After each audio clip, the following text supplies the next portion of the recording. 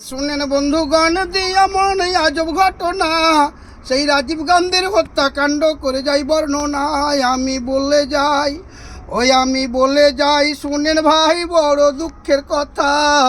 আর বলতে গেলে সেসব কথা লাগে বড় ব্যথা। সেসব বলতে গেলে চোখের জলে বক্ষ ভেসে যায়।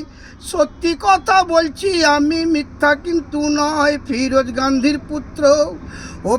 গান্ধীর পুত্র ছিল মাত্র সঞ্জয় রাজীব নাম, আর মাতা ছিল ইন্দিরাজি, দিল্লিতে মোকাম। জওহরলালের নাতি রাজনীতি করে পরস্পরে, আর দেহ রক্ষীর গুলির ঘায়ে ইন্দিরাজি মরে 1984 সালে সবাই মিলে রাজীবকে বসাইলো। আর 7 বছর ধরে রাজীব রাজত্ব করিল। প্রধানমন্ত্রী হলো বয়স ছিল 47 তার। আর জ্ঞানে গুণে ভরা ছিল দেখিতে সুন্দর। ভারতবাসীর তরে বারে বারে দেশ বিদেশে যায়। স্থানে স্থানে গিয়ে বন্ধু দুঃখ যে জানায়। তিনি মাদ্রাজ গেলেন, মিটিং ছিল পেরুমপদুরে। নিয়ে সঙ্গের সাথী হলো মঙ্গলবারে। নিয়ে সঙ্গের সাথী হলো রাত্রি 10:20 সময় রাজীব ভাষণ দিতে যায়। সবাই করে মান্য, ধন্য দেশের মান্যগণ। একটি ফুলের মালা দিয়ে তাকে করিল বরণ। একটি দুষ্কৃতীর দল করে কৌশল এলো সেখানেতে। আর ফুলের তোড়ায় বোম দিয়ে পড়াইলো গলেতে। বোমা ফেটে গেল, শব্দ হলো ভীষণ গর্জন।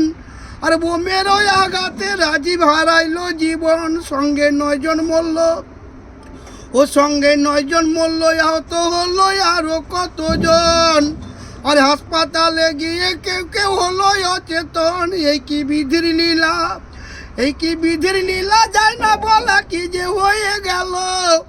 আর প্রধানমন্ত্রী রাজীব গান্ধী চিরবিদায় নিল সকাল 6:30টায়। তখন টিভি নাই, রেডিও খবরে শুনছে। ও সকাল 6:30টায় শুনেন সবাই করেছে হায় হায়। আর ভারতবাসীর চোখের জলে নদী বয়ে যায়। কান্দে পশু পাখি হলো একই, কান্দে যে আকাশ। আর বৃক্ষ আদি তরু লতা, কান্দে যে বাতাস। কত স্ত্রীলোকে স্বামী শোকে হয়েছে পাগল। আর পুত্র কন্যা পিতার লাগে ঝরে নয়ন জল। সোনিয়া গান্ধী বলে কি করিলে ওহে ভগবান। আর কি করিব, কোথায় যাব, না পাই যে সন্ধান। কপালে এই কি ছিল, মুছে গেল শাখায় আর সিন্দুর। আর ঘুচে গেল সুখ শান্তি, ভাগ্যে এত দূর। কত দেশের নেতা এলো হেতা গান্ধীকে দেখিতে। আর মৃতদেহ নিয়ে সবাই কাঁদিছে শোকেতে। বলে কি করিব, কোথায় যাব, কি হবে উপায়। দেশ কিসে রক্ষা হবে বলো এই সময়। সবাই চিন্তা করে এইবারে দেশের জনগণ। আর মায়ে পুত্রে দেশের জন্য হারাইলো জীবন। দিলাম পরিচয় শুনুন সবাই, মানি কাড়াই বাড়ি। আর তেলের ব্যবসা করে আমি জীবন যাপন করি। জেলা বর্ধমান আছে প্রমাণ, কাকসা হলো থানা। আমি হতভাগা ভবে একজনা।